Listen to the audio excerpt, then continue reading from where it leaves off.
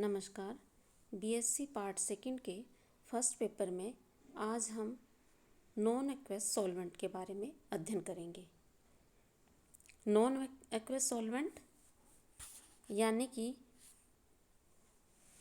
ऐसे सॉल्वेंट जिसमें जल नहीं है। ऐसे विलायक जो जल नहीं है या जल के अतिरिक्त ऐसे पदार्थ जो जल की भांति अन्य पदार्थों को अपने में घोलने की शक्ति रखते हों, एजेलिक ये विलायक कहलाते हैं। और जैसे एग्जाम्पल के तौर पे नॉन एक्वस सॉल्वेंट में दर अमोनिया, दर सल्फर डाइऑक्साइड जैसे सॉल्वेंट को हम नॉन एक्वस सॉल्वेंट या अजलीय विलायक कहते हैं। सबसे पहले 1899 में फ्रैंकलिन तथा क्राउस ने अमोनिया को अजलीय विलायक के रूप में प्रस्तुत किया और फिर उसके बाद 1902 में वॉल्डन ने लिक्विड सल्फर डाइऑक्साइड के विद्युत अपघट्टों के व्यवहार का अध्ययन किया। इसके बाद हम आते हैं कि फिजिकल प्रॉपर्टीज ऑफ सॉल्वेंट यानी विलायकों के भौतिक गुण क्या क्या होने चाहिए, यानी कि उनमें क्या क्या फिजिकल प्रॉपर्टी होनी चाहिए कि वो एक अच्छा सॉल्वेंट के रूप में बिहेव करे। कोई पदार्थ एक उत्तम विलायक की भांति कार्य करने के लिए ये जरूरी है कि उनमें निम्न प्रॉपर्टी होनी चाहिए। फर्स्ट प्रॉपर्टी आती है कि उसके गलनांक व क्वथनांक के मान इस क्रम में होने चाहिए कि सामान्य परिस्थितियों में उसका द्रव अवस्था में रहने का कार्यकाल पर्याप्त हो। सेकंड प्रॉपर्टी आती है इनकी शांता का मान भी पर्याप्त होना चाहिए। ये न तो अधिक होनी चाहिए और न कम होनी चाहिए, बस इतना होना हो कि विलयन को बनाने और उनके ट्रांसफ़र करने में सुविधाजनक हो। जैसे जल, लिक्विड अमोनिया, अल्कोहल्स आदि की शांता कम होती है।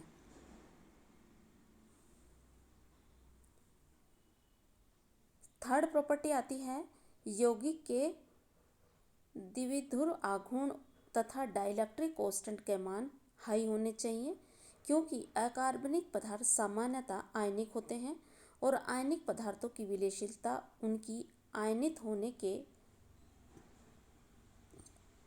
प्रवृत्ति डाइलेक्ट्रिक कांस्टेंट वाले विलायकों में ही होती है।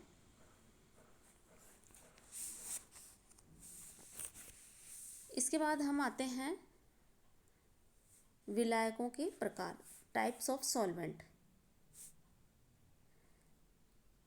फिजिकल और केमिकल प्रॉपर्टी के आधार पर सॉल्वेंट्स को कई प्रकार के वर्गीकरण में किया गया है।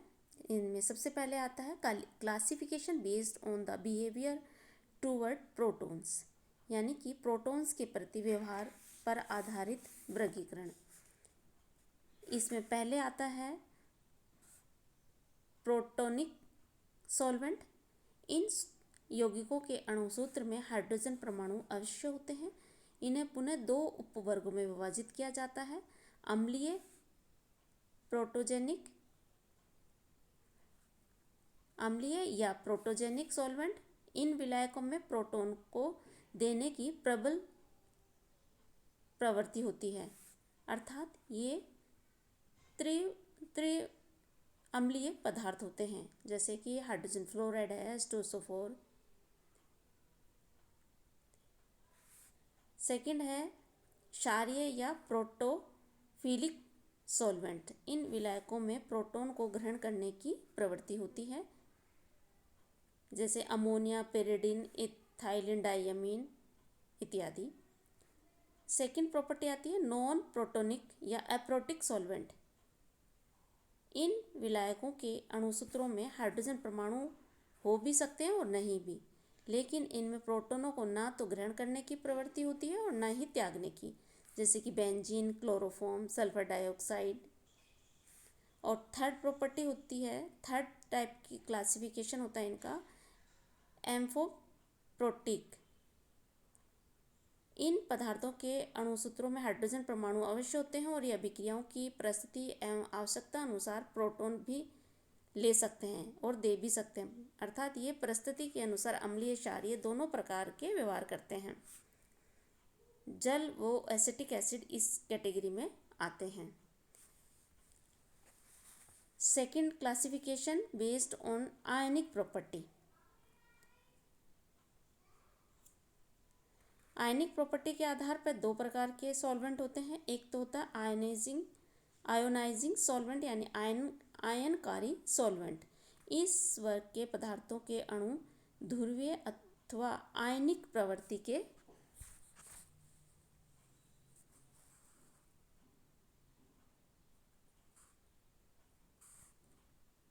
आयनिक प्रकृति के होते हैं, इसलिए आयनित होकर आयनन की क्रिया को प्रेरित करते हैं और इस प्रकार आयनिक यौगिकों को घोलने का कार्य करते हैं। ये अपनी शुद्ध अवस्था में भी कुछ मात्रा में आयनिक रूप में रहते हैं, अतः ये विद्युत का चालन करते हैं। इनके डाइलेक्ट्रिक कांस्टेंट के मान हाई होते हैं, जैसे जल, ammonia, sulphur dioxide, hydrogen fluoride आदि इस श्रेणी में आते हैं।